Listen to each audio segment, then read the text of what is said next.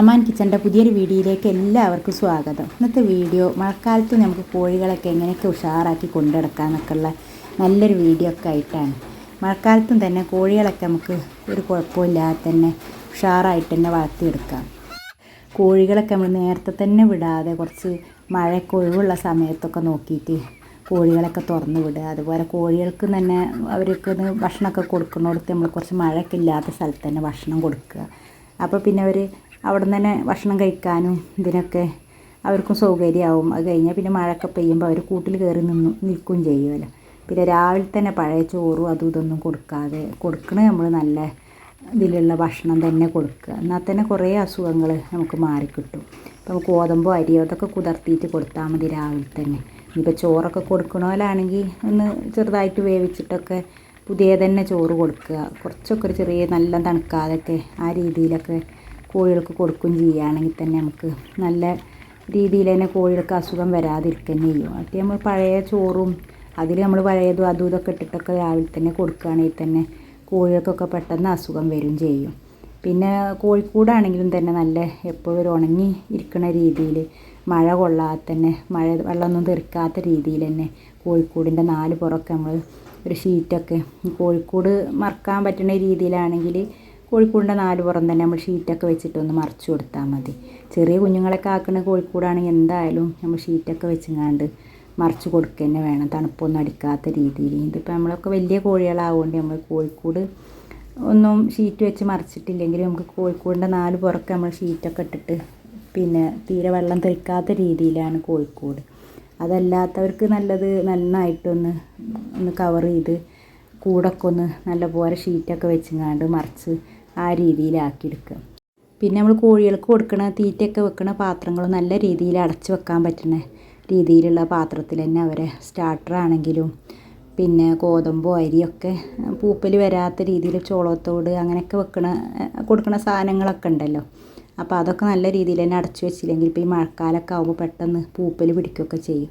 പിന്നെ നമ്മൾ സാധനങ്ങൾ വാങ്ങുമ്പോഴും തന്നെ അവർക്ക് വേണ്ടി തീറ്റ വാങ്ങണതൊക്കെ അധികം കുറച്ച് വാങ്ങുക നല്ലത്. ഏറ്റവും നമ്മൾ കുറഞ്ഞ രീതിയിൽ വാങ്ങിയിട്ട് കഴിയുമ്പോൾ പിന്നെയും വാങ്ങുക എന്നല്ലാതെ കുറേ അധികം കൊണ്ടുവന്ന് വെക്കുകയൊക്കെ ചെയ്യുകയാണെങ്കിൽ തന്നെ നമുക്ക് ഇപ്പോൾ ഈ തണുപ്പിന് വേഗം പൂപ്പൽ പിടിക്കും. കാരണം കടയിലൊക്കെ എപ്പോൾ കൊടുന്ന് വെച്ചാന്ന് അറിയില്ലല്ലോ. അപ്പോൾ നമ്മളെത്തുന്ന ഇപ്പോൾ ഈ ചോളത്തോടൊക്കെ ഇത് ഇപ്പോൾ വാങ്ങി കൊടുത്തിട്ട് കുറച്ച് ദിവസമായിട്ടുള്ളൂ. അപ്പോൾ ആ കവർന്ന് പോലും മാറ്റിയിട്ടില്ല, അപ്പോഴേക്കിന് തന്നെ അത് പൂപ്പൽ പിടിച്ചതാണ്. അപ്പോൾ അതുകൊണ്ട് പറയണം, ഇപ്പോൾ നമുക്ക് കടയിലും അവരെപ്പോൾ കൊണ്ടുവന്ന് വെച്ചാൽ അറിയില്ലല്ലോ. നമ്മൾ വാങ്ങി കൊടുന്നാലും ചിലപ്പോൾ അതിപ്പോൾ നമ്മൾ അങ്ങനെ പൂപ്പൽ പിടിച്ചാലും നമുക്കിപ്പോൾ അത് പുഴുണ്ടാക്കുന്ന ഇതിൽ കൊണ്ടുപോയിട്ടാൽ ഇനിയിപ്പോൾ ചോളത്തോടൊക്കെ നമുക്ക് നല്ല രീതിയിൽ പുഴുവാക്കിയിട്ട് തന്നെ കിട്ടുക. അതുകൊണ്ട് ഇപ്പോൾ നമുക്കത് വേസ്റ്റ് ആവുമൊന്നുമില്ല. എന്നാലും നമ്മൾ വാങ്ങുമ്പോഴൊക്കെ അതുപോലെ അല്ല ശ്രദ്ധിച്ചിട്ട് നല്ല തന്നെ വാങ്ങുക. കൊണ്ടുവന്ന് വെച്ചാലും നേരെ നല്ല രീതിയിൽ തന്നെ നമ്മൾ അടച്ചു വെക്കുകയും ചെയ്യുക. പിന്നെ ഒരുപാട് വാങ്ങാതിരിക്കുക, ആവശ്യത്തിന് കുറച്ച് കിലോനായിട്ട് ആ രീതിയിൽ വാങ്ങുക. പിന്നെ ഇപ്പോൾ നമുക്ക് കോഴികളൊക്കെ മുട്ടയിടാത്ത പ്രശ്നമൊക്കെ ഓരോരുത്തർ പറയലുണ്ട്. അപ്പോൾ അവർക്ക് ഏറ്റവും നല്ലത് ഇതുപോലെ നമ്മൾ ഗോതമ്പൊക്കെ ആണെങ്കിൽ അത് മുളപ്പിച്ച് കൊടുക്കുകയാണെങ്കിൽ അത് മുട്ടയിടാത്ത കോഴികളും മുട്ടയിട്ട് കിട്ടുന്നതാണ്. കാരണം നമ്മളിപ്പോൾ ഇവിടെ ഇങ്ങനെ ഇതുപോലെ കൊടുക്കണതുകൊണ്ട് തന്നെ നമുക്ക് നല്ല രീതിയിൽ തന്നെ കോഴികളൊക്കെ മുട്ടയിടലുണ്ട്. അപ്പം ഇനി അങ്ങനെയൊക്കെ ഇല്ല മുട്ടയിടാത്തവരൊക്കെ കോഴികളൊക്കെ ഉള്ളവർക്ക് വേണമെങ്കിൽ ഈ രീതിയിലൊന്ന് ചെയ്ത് നോക്കിയാൽ മതി. ഇപ്പോൾ നമ്മൾ അങ്ങനെ ഇതുപോലെ ഊറ്റി വെച്ചാൽ തന്നെ ഒരു ദിവസം കഴിയുമ്പോൾ തന്നെ ചെറിയ രീതിയിൽ മുളക്കും. പിന്നെയും ഒന്നും കൂടി അതിനെ മൂടി വെച്ചാൽ പിന്നെ 2 ദിവസം കഴിയുമ്പോഴത്തേന് ഇതുപോലെ നല്ല രീതിയിൽ തന്നെ മുളച്ച് കിട്ടും. അപ്പോൾ അങ്ങനെ കൊടുക്കുകയാണെങ്കിൽ ഞാൻ തന്നെ ഇവിടെ എന്നും ഇത് ഈ രീതിയിൽ തന്നെ കൊടുക്കുകയും ചെയ്യുക. ആദ്യം ഒരുപാട് കുറച്ചധികം ഉണ്ട് വെള്ളത്തിലിട്ട് ആദ്യം ഊറ്റി വെച്ചാൽ ആദ്യം കുറച്ച് അങ്ങനെ കൊടുക്കും. പിന്നെ 2ാമത്തെ ദിവസം കുറച്ചുകൂടി മുളച്ചിട്ട് അങ്ങനെ ആ രീതിയിൽ അങ്ങനെ കൊടുത്തു പോവുക ചെയ്യാം. പിന്നെ നമുക്ക് ഈ മഴക്കാലത്തൊക്കെ കുറച്ച് നമുക്ക് എപ്പോഴും പിന്നെ ഇല കിട്ടുന്ന രീതിയിലുള്ള കുറച്ച് ചീരകളൊക്കെ നട്ടുപിടിപ്പിക്കുകയാണെങ്കിൽ നമുക്ക് എന്നും ഇഷ്ടം പോലെ ഇലകൾ കിട്ടും. കോഴികൾക്ക് കൊടുക്കാനായിട്ടും നമുക്ക് ആവശ്യത്തിനൊക്കെ എടുക്കാം. കോഴികളുള്ളവർക്ക് പിന്നെ നമുക്ക് ആവശ്യത്തിന് എടുത്താൽ ബാക്കിയുള്ളതൊക്കെ കോഴികൾക്കും കൊടുക്കാം. അത് നമുക്കിപ്പോൾ ഇതിനൊന്നും വലിയ ചിലവില്ലാത്ത സൈസ് ചീരകളൊക്കെയാണ്. ആദ്യം കാണിച്ച വള്ളിച്ചീര, അതുപോലെ പച്ചച്ചീരയും ചുവന്ന ചീരയും, അതുപോലെ നമുക്ക് തുളസിയില ആകുമ്പോൾ അവർക്ക് വല്ല അസുഖങ്ങൾ വരുമ്പോൾ അപ്പോൾ നമുക്ക് ആവശ്യത്തിന് എടുക്കുക.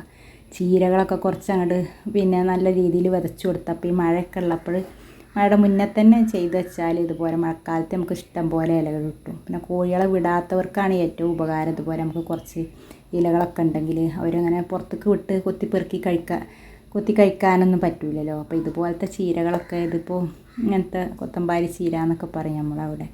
അപ്പോൾ ഈ ചീര അതുപോലെ ഇതിനെ മുൻപ് കാണിച്ച വള്ളിച്ചീര, ഇത് ഇംഗ്ലീഷ് മുരിങ്ങ എന്ന് പറയും നമ്മുടെ ഇവിടെയൊക്കെ, പല സ്ഥലത്തും പല പേരിലാവും. ഇതൊക്കെ ഇപ്പോൾ ഒരു കൊമ്പ് കുഴിച്ചിട്ടാൽ തന്നെ ഇഷ്ടം പോലെ ഇല നമുക്ക് എപ്പോഴും കോഴികൾക്ക് കൊടുക്കാനുണ്ടാവും. നമുക്ക് കൊടുക്കാതെ ആദ്യമൊന്നും എല്ലാവരും എടുത്തിരുന്നില്ല, പിന്നീട് ഇപ്പോൾ എല്ലാവരും എടുക്കലൊക്കെ തുടങ്ങിയിട്ടുണ്ട്. പക്ഷെ നമുക്ക് ആവശ്യമില്ലെങ്കിലും കോഴികൾക്ക് ഇഷ്ടം പോലെ ഉണ്ടാവും എപ്പോഴും എടുക്കാൻ.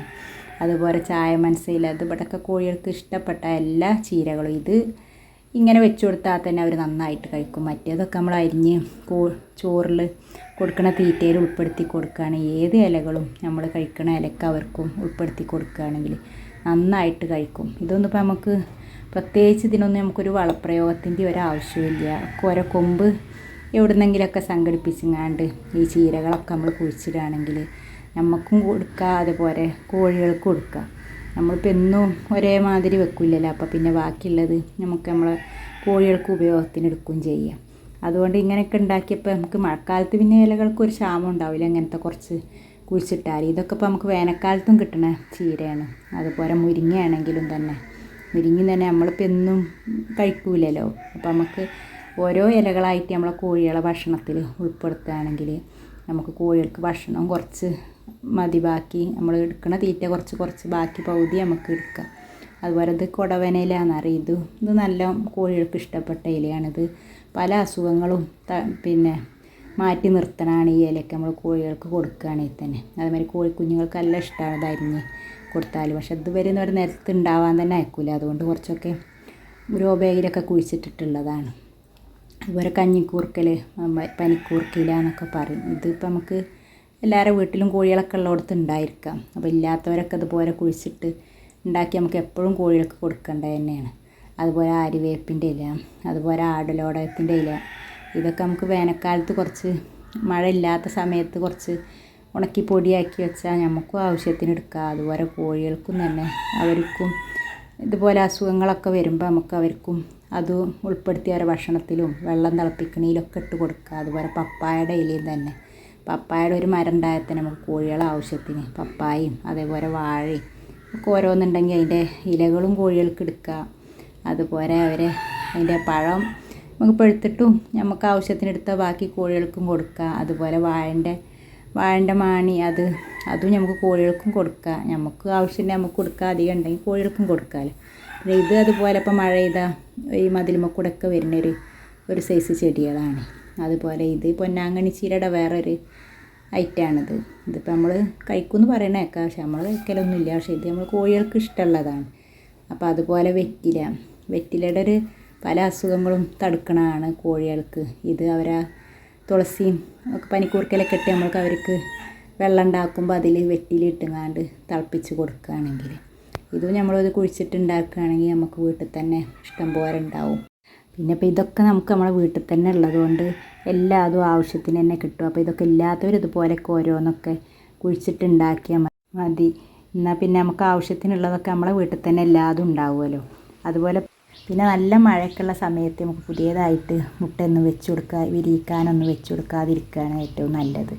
കാരണം നല്ല മഴ ഇതും ആകുമ്പോൾ ഒരു മുഴുവൻ വിരിച്ച് കിട്ടാനും പണിയാവും. പിന്നെ വിരിഞ്ഞ് കിട്ടിയാലും തന്നെ നമുക്കും തന്നെ നല്ല മഴ ഇതുമാകുമ്പോൾ അവരെ എപ്പോഴും പോയി നോക്കാനും അതുപോലെ തീറ്റ കൊടുക്കാനും ഒക്കെ ഒരു ബുദ്ധിമുട്ടാവുമല്ലോ. അപ്പോൾ പിന്നെ അതിനനുസരിച്ച് സൗകര്യമൊക്കെ കുറവുള്ളവർക്ക് നല്ലത് കുറച്ചും കൂടിയൊക്കെ ഒന്ന് മഴയൊക്കെ ഒഴിഞ്ഞതിൻ്റെ ശേഷം വെച്ച് കൊടുക്കുകയാണ് നല്ലത്.